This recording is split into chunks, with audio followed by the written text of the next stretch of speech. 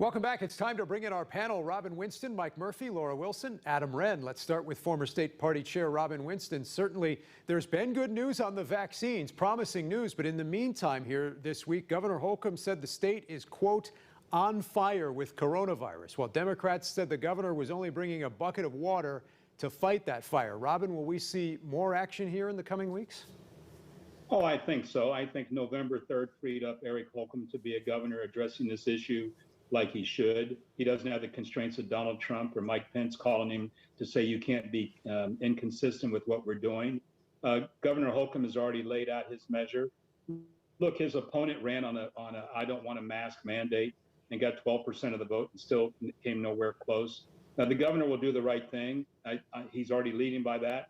And by the fact that he said the state is on fire, he finally drew a line in the sand and said, we have to do something about this right now.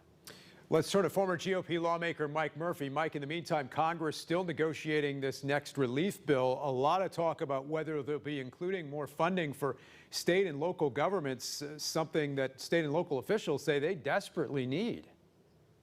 Absolutely. First, I want to draw a contrast between Robin Winston, the former state chairman, and the current Democratic state chairman. Robin is actually a bipartisan statesman in this case. And we have the current Democratic state chairman who's mocking our governor, who's dealing with the biggest public health crisis in Indiana history. It's disappointing that the current Democratic state chairman is not more bipartisan. But when it comes to state and local government getting aid, as Jim Banks has said, there's no promise. And that, once again, is a symptom, a prime symptom of the lack of functionality, the dysfunctionality of our American Congress. And I can't blame just the Democrats. It's a bipartisan problem that there's really no end in sight for. We'll see what happens here in the coming days. Mayor Hogsett also saying that funding is desperately needed. Laura, all of this, the vaccines, the intensifying pandemic, all of it happening, of course, as we prepare for a new administration taking office in Washington about a month from now. Yeah, exactly. And we still don't know exactly what's going to happen with the Senate. Those are the two seats in Georgia in terms of those special election. It looks probable that we will still have divided government at the national level.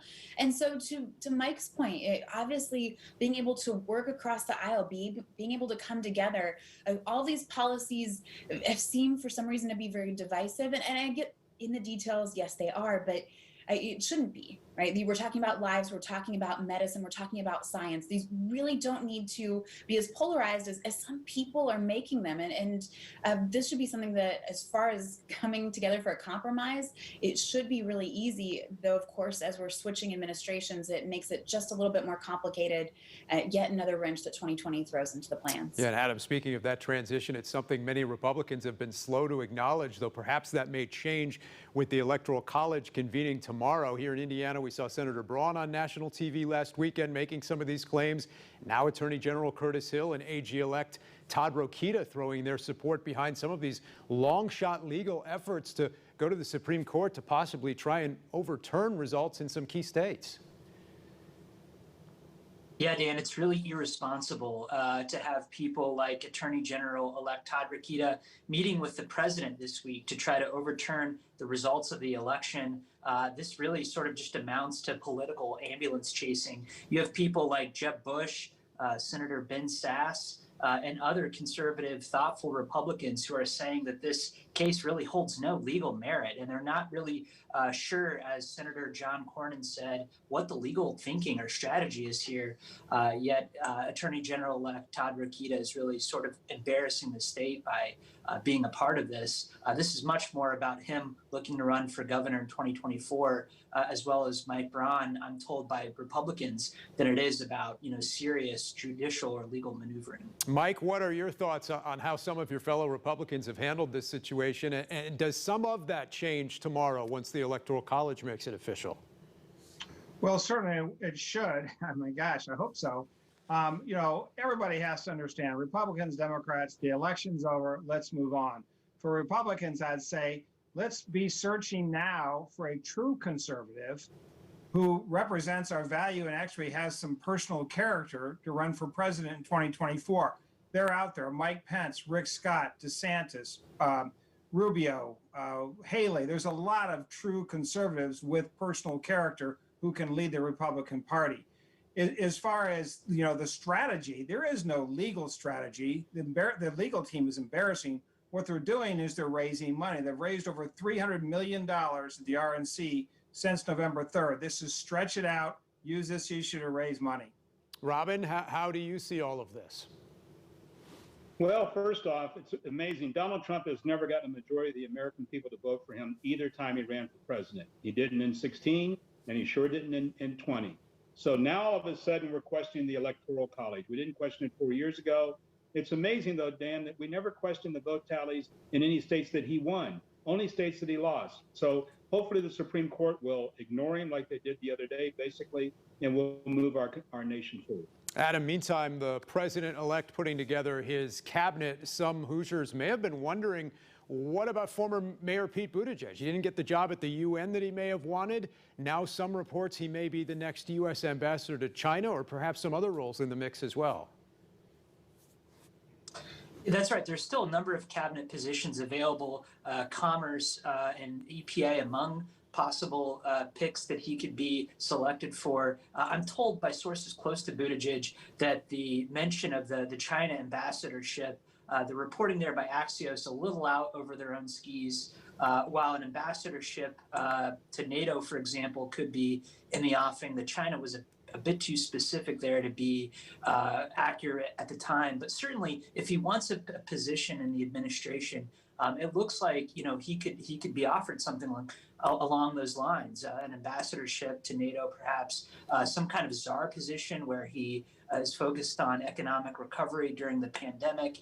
But again, he doesn't have to take a position in the administration.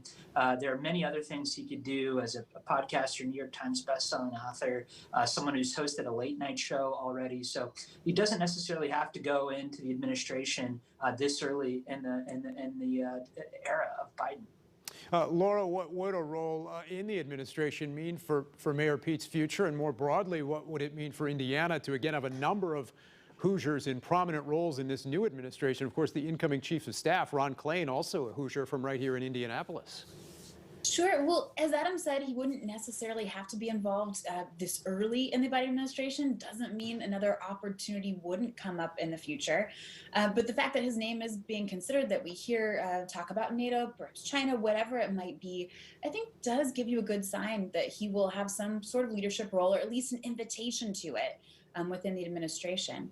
I think if you look longer term, it's a conversation we have, it feels almost annually at this point, and it's an exciting one, which is the legacy of Hoosier leadership. We see leaders come from our state being selected, whether they're elected, appointed, whatever it might be, but to serve at the federal level, to serve the country as a whole.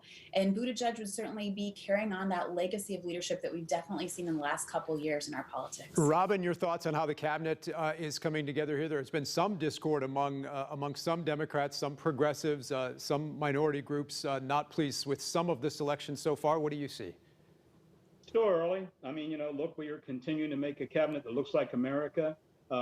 General Austin will be outstanding. Just changed the number of year requirement that yet to be separated, and I think we'll be able to get him through there. As far as Pete, I sent him an email the other day and said, IU presidency is open. What a sterling role model that would be for young people to see a person of their somewhat generation who understands student debt but is Oxford educated leading one of our institutions. We've done it at Purdue with former Politico. We've done it at Ivy Tech. No reason we couldn't do it at IU. We'll see what happens. When we started talking IU there, I thought we were going to be talking about the Big Ten championship, perhaps another great debate this week, no doubt. All right, we'll see the panel again for winners and losers. Coming up next this Sunday in Focus, Congresswoman Susan Brooks' final farewell on the floor of the House of Representatives. We'll show it to you next.